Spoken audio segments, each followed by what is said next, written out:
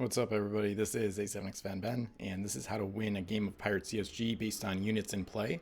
So normally most gold wins the game, but if both players have an equal amount of gold, the player with the most units in play is the winner.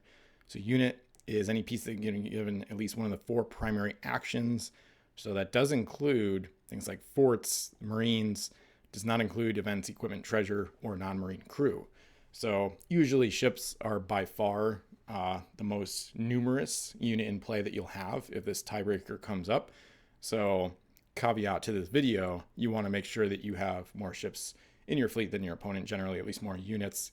So I guess in some cases a flotilla or a marine would be a way to kind of stack your fleet with more units that sometimes is less than the cost of an average ship, but there's also a lot of ships that are super cheap. So the simplest way, of course, is just to crush the enemy fleet before they can get any gold home. So it's basically just winning by elimination.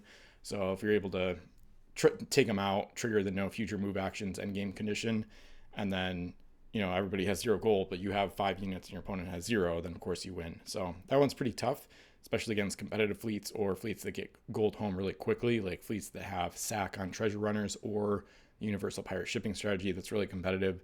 So in a more casual game, that might work, just using like a beat stick deathmatch approach and just crush them.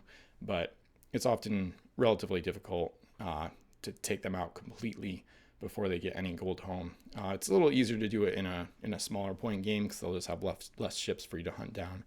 But that's kind of the basic way. But the main reason I want to make this video is some of the kind of crazier ways. So how to prevent the game from ending and win by frustration or submission. So the Wolves' unique treasure, of course, says no treasure may be loaded from this wild island until Wolves is eliminated, and it's eliminated if it's successfully hit once by either a musketeer or a crew with the marine keyword. But often, neither player brings either of those crew types. So a lot of times, if Wolves is just included randomly or kind of on a whim, then a lot of times it'll just lock up an island. So Wolf did say that if Wolves are on an island and no one has a musketeer or marine left in play, any other gold on that island is considered unavailable and will not prevent the all available gold endgame condition. So that just makes it faster to go to a count, like a gold count. But then if you're intentionally trying to tie at 0 gold, that's fine with you because then you go to units in play and then you're trying to win based on that. So in this case, you could not contribute terrain that can lead to like assisted suicide or sabotage, such as reefs or sargassos, because that's how ships, and icebergs especially, because that's how ships can kind of take themselves out of the game. You could also just vote for 0 terrain to be used in the game, and bloody gold might be another way to trigger this, but it's just not quite as well known. Also known as blood money, very similar ETs, not quite the same, but almost. And then one way to really gamify this is Mysterious Island number 5. I'll put a link to the master spreadsheet in the description so you can check out all the MIs if you want from Mysterious Islands. And number 5 says on a 5 or 6, when the ship explores this island, randomly move 2 treasure coins from every other wild island to this island and then choose which to take. So if you farm this, for example, maybe with an S Explorer and native canoes or things like that, or maybe Hidden Cove, and you're able to redock here and re-explore it, you could potentially warp all the treasure in the game to this island. And then that way, if Wolves is in play, it has to go there, or it has to be there once you're done farming. So then all 16 treasure in a standard game would get locked up and can't be taken, basically. And then of course you're relying on the opponent not to have a musketeer marine, but like I said, a lot of times they don't use them anyway because those crew aren't very point effective for what they do. So Wolves is one of the main ways to try to gamify this.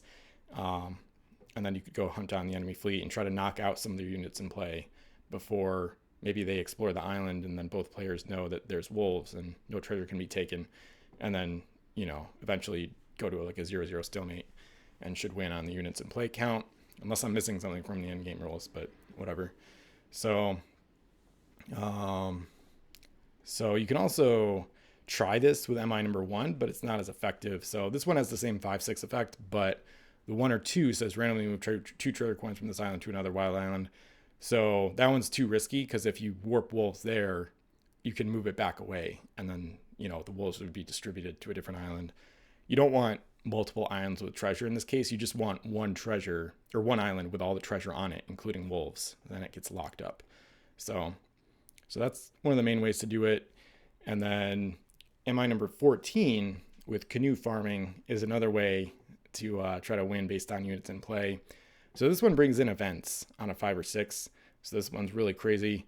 And Wolf said you can bring in multiple events if they've already been used. So you can basically bring in duplicates. If one's already been used or its effect was completed and it had been removed from the game, it could potentially be brought back in later. Similar how an eliminate and remove crew could be brought back as long as everyone has a copy of it and play at a time.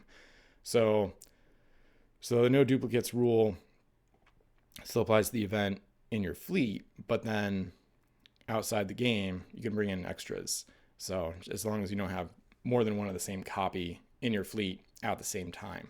So in this case, it's kind of up to you how you'd want to do it. You could slow an enemy down at first with mermaids and becalmed, but the main one we want to find and bring in multiple copies of over the course of the game is false treasure. So this is the most expensive event at 10 points.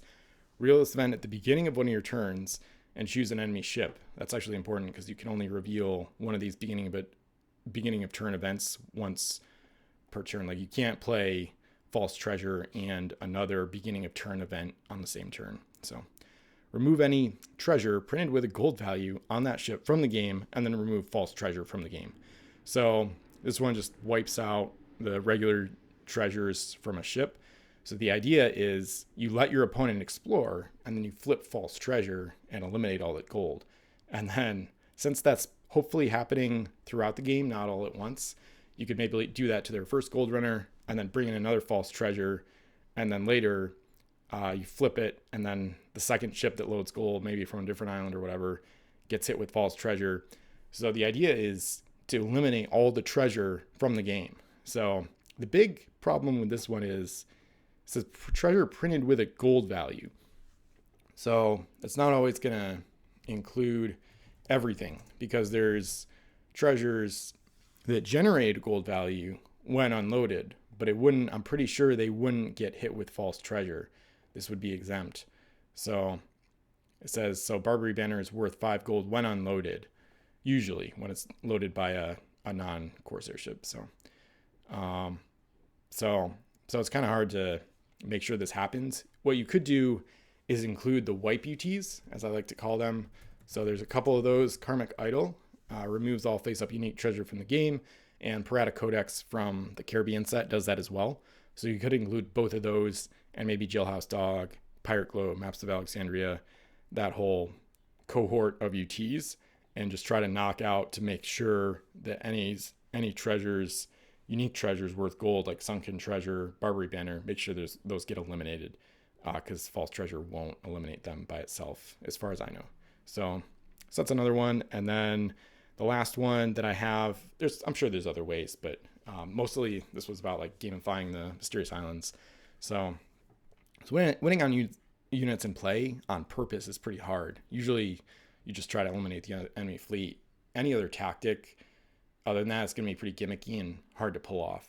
So the last one is convert all treasure in play to unique treasures not worth gold. So this is probably the hardest one, because you have to have like pretty much control over the island setup to an extreme. So Mysterious Island number 4 on a 5 or 6 allows you to, when the ship explores, replace one treasure coin with a unique treasure from your collection. So the key is it says replace. So you're actually taking out one of the coins. So you could replace a 1 coin with a UT, like, I don't know, Runes of Thor or something that's not worth gold. And then you could do that repeatedly.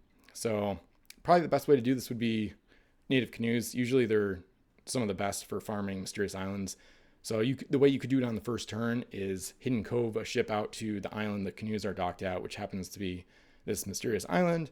And then if you have an S Explorer, you can mark the island, an island with an S as explored. Then the canoes redock. They explore as a free action since you've marked it explored. And then you trigger this effect, hopefully 4 times, to replace all the coins if there's 4 coins on the island. So you might need 10 canoes to make this more reliable, because you're probably not going to get 4 of the good effects with only one set of 5 canoes. But if you have 10 canoes, you're much more likely to pull it off, or even 15 if it's a higher point game. You could have 3 sets of canoes starting at the island. So, and then the problem is going to the other islands though.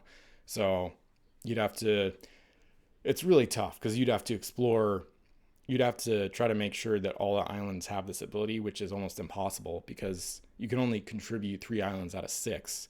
So even if all 3 Mysterious Island number 4 is making it to the game, like none are chosen as a home island, theoretically the 4th island would still be probably a regular island or whatever the opponent contributes, which probably would not be one of these. Well, so it would just get really ugly because you'd want to like try to influence the other person's like island choices before the game or something, or try to get them to allow 4 of these or something.